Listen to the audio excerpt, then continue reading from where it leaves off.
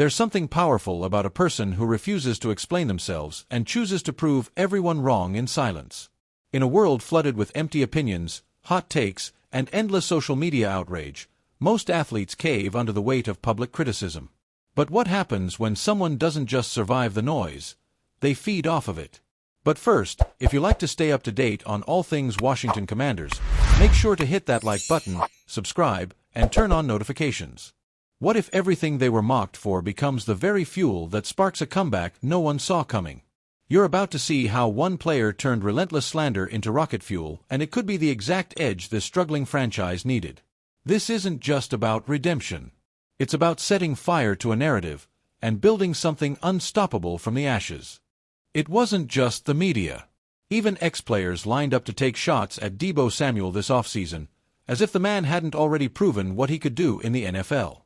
One minute you're torching secondaries, the next, you're being called washed because of a slowed-down clip from OTAs. The backlash was loud, personal, and constant. The kind of noise that usually breaks spirits or worse, creates doubt in the locker room. But somehow, instead of reacting, Deboo went silent. That silence, though, wasn't weakness, it was calculation.